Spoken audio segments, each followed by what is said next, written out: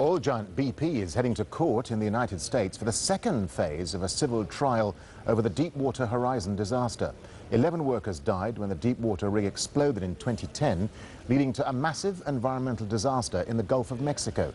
The court will determine how many billions of dollars BP and its partners will have to pay out in environmental fines. Here's Andy Gallagher. Millions of barrels of oil spilled into the Gulf of Mexico when the Deepwater Horizon rig exploded. That was more than 3 years ago.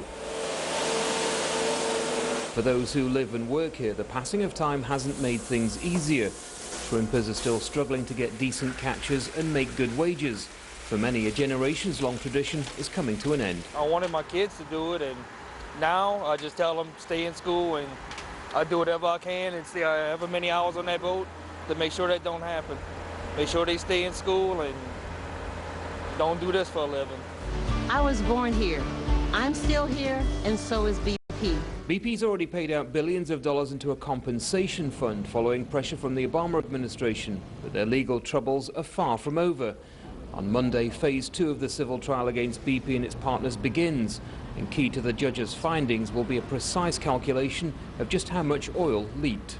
A huge amount of oil either way, but the bigger thing is the amount of money at stake.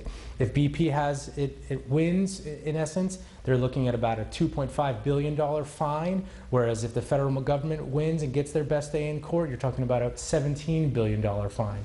The trial's expected to last 3 weeks and could see BP and its partners fined billions of dollars under environmental law. But even that may not be the end. Many individual and state cases have still to go to court, and it may be decades before the full extent of the environmental damage here is known.